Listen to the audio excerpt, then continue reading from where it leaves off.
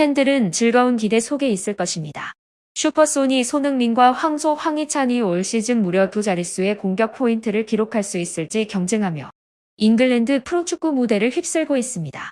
이번 시즌 첫 맞대결은 한국 시간 11일 오후 9시 30분 영국 울버햄튼의 몰리니오 스타디움에서 펼쳐질 2023-2024 잉글리시 프리미어리그 12라운드 울버햄튼과 토트넘의 맞대결에서 이뤄질 것입니다.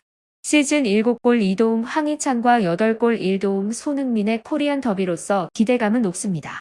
양 선수의 대결은 두 팀의 핵심 공격수로서 승부에 직접적인 영향을 미칠 뿐만 아니라 이번 시즌 중 어느 선수가 먼저 두 자릿수의 공격 포인트를 달성할지에 대한 관심도 높죠. 현재 EPL에서 8골을 기록한 손흥민은 모하메드 살라와 함께 2위를 차지하고 있으며 6골의 황희찬은 공동 6위에 자리하고 있습니다. 이 두 주목받는 선수들의 경쟁은 팬들에게 기대감과 설렘을 안겨줄 것으로 예상됩니다. 토트넘의 스타 손흥민은 EPL 역사에 그 이름을 꼭 각인시키고 있는데요. 통산 111골을 기록한 그는 8시즌 연속으로 EPL에서 두 자릿수 득점을 달성할 전망입니다.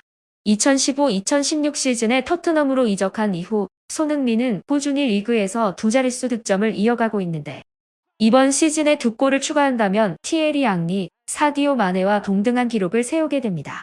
울버햄튼과 토트넘은 최근 상승세가 끊긴 상태에서 맞붙게 되었습니다.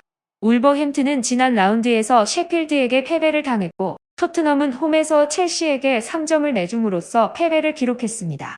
두 팀 모두 반전의 기회를 노리며 경기에 나설 것으로 예상되며 이러한 상황에서 팬들은 해결사 황희찬과 손흥민이 경기에서 어떤 발휘를 보일지 기대하고 있다.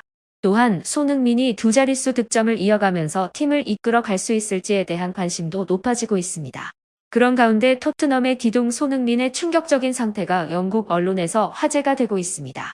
토트넘 공식 인스타그램에 게재된 새 영상에서 손흥민은 아침에 헬스장에 갔는데 꽤 피곤한 모습이었는데요. 여직원의 질문을 받았을 때도 그는 그다지 흥분하지 않았습니다. 팬들은 요즘 손흥민의 정신이 별로 좋지 않다고 생각해서 그런지 너무 피곤해 보였는데요. 최근 토트넘 훈련장에 참석한 일부 기자들은 손흥민의 상태를 보고 충격을 받았습니다. 앞서 한국 대표팀과 베트남의 친선 경기에서는 손흥민이 절뚝거리는 모습이 팬들을 걱정케 한 바 있습니다. 손흥민의 부상 상황에 팬들의 관심을 받고 있는 이슈다이죠. 토트넘 핵심 선수들이 잇따라 부상과 출장 정지로 뛸 수 없게 된 이후 손흥민은 이제 꽤 무거운 책임을 짊어지고 있습니다. 이에 팬들은 손흥민이 부상을 입지 않도록 건강을 유지하길 바랍니다. 과연 손흥민이 안타깝게 부상을 당한다면 토트넘은 위기에 처하게 되죠. 하지만 손흥민은 부상 재발 가능성에도 불구하고 최근에도 여전히 열정적으로 훈련을 이어오고 있습니다. 그의 매니저와 코치 모두 손흥민에게 훈련 강도를 제한하라고 조언했지만 그의 결심은 너무 컸습니다. 토트넘 훈련장에 참석한 기자들은 손흥민의 진지한 태도에 놀랐고 그에게 많은 칭찬을 아끼지 않았는데요. 지금까지 손흥민이 주장 완장을 찬 것에 대해 누구도 불평하지 않죠. 손흥민보다 더 그럴 자격이 있는 사람이 없기 때문입니다. 다만 기자들은 울브스와의 경기까지 시간이 조금밖에 남지 않은 만큼 손흥민이 무리한 연습을 해서는 안 된다고 우려하기도 했습니다. 손흥민은 열심히 연습한 것은 물론 팀원들에게도 힘을 실어주며 훈련 분위기를 더욱 편안하게 만들었는데요. 다가오는 경기는 매우 중요하며 토트넘이 1위에 오르려면 승점 3점을 획득해야 합니다. 게다가 토트넘은 운이 아니라 노력 덕분에 승리했다는 것도 증명할 수 있는 기회이죠. 이번 마지막 연습을 마친 토트넘 선수들은 휴식을 취하며 다가오는 중요한 경기를 준비할 예정입니다. 잉글랜드 프리미어리그의 경기 속도가 계속해서 증가하고 있습니다. 스카이 스포츠의 조사에 따르면 단거리 달리기가 3년 연속으로 늘어나고 있는 추세입니다. 그 중에서도 이번 시즌 어느 클럽이 가장 많은 스프린트를 기록했을까요? 스카이 스포츠는 10일 기준으로 토트넘 호스퍼가 이 부문에서 1위를 차지했다고 발표했습니다. 토트넘은 총 1920번의 스프린트를 기록하여 리그 내에서 가장 빠른 팀 중 하나로 떠올랐습니다. 선수 개인 기준으로는 뉴캐슬에서 활약 중인 안토니 고든이 274번의 스프린트로 1위를 차지했는데요. 이전에 에버튼에서 활약하던 그는 1월에 뉴캐슬로 이적하면서도 높은 속도를 유지하고 있습니다. 2위는 토트넘의 주장 손흥민으로 그는 264번의 스프린트를 기록했습니다. 세 번째는 247번의 스프린트를 기록한 데안 쿨루섹스키인데요. 이로써 손흥민은 토트넘 선수 중에서 가장 많은 스프린트를 기록한 선수로 빛났습니다. 손흥민의 최고 속도는 시속 34.3km로 확인되어 있습니다. 그러나 토트넘에서 가장 빠른 선수는 미키 반 데 벤으로 그의 최고 속도는 시속 35.52km입니다. 압박 부문에서 손흥민은 리그에서 331번의 압박으로 6위에 랭크되었는데 이는 토트넘 내에서 1위입니다.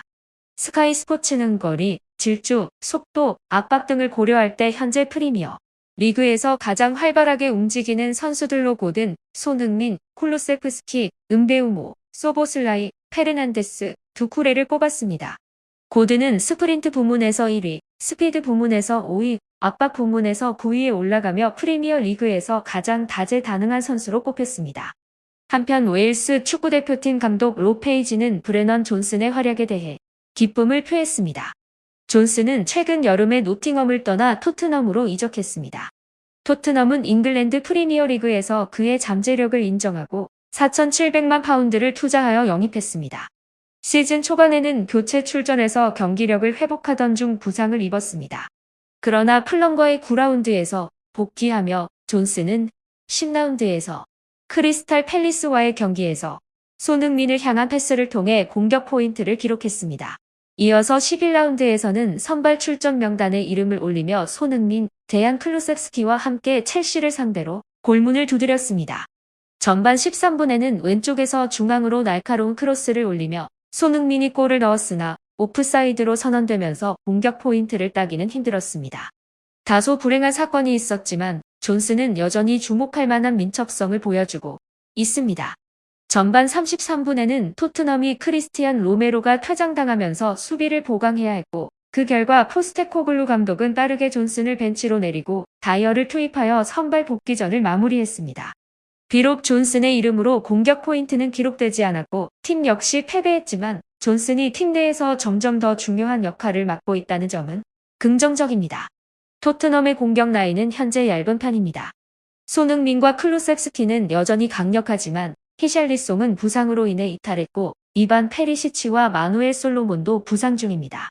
특히 1월에는 손흥민이 아시안컵 차출로 인해 이탈할 예정이기 때문에 존슨의 기여가 절실히 필요합니다. 웨일스 출신인 존슨의 성장은 국가대표팀에게도 기쁜 소식으로 전해졌습니다. 페이지 감독은 존슨은 손흥민과 마찬가지로 최상위 수준의 선수 중 하나입니다. 이미 그의 재능을 확인했습니다. 그는 토트넘에서 최상의 수준을 유지하며 적절한 위치에서 역할을 해내고 있습니다. 이는 꽤 만족스럽습니다라며 존슨의 성장을 기뻐했습니다. 한편 토트넘의 브라질 스트라이커 히샤를리송이 사타구니 부위 수술로 인해 장기간 경기에서 빠져나가야 할 상황이다. 클럽 측은 히샤를리송이 사타구니 부위를 수술했다. 당분간 경기에 출전하지 못하겠지만 의료진과의 협력을 통해 몇 주 후에는 훈련장으로 복귀할 것이라고 밝혔다. 이로 인해 이미 지난 7일에 있었던 첼시와의 경기에서 패배를 안겨준 상황에 손흥민을 비롯한 핵심 선수들의 부상까지 더해져 토트넘은 상당한 어려움에 처했다.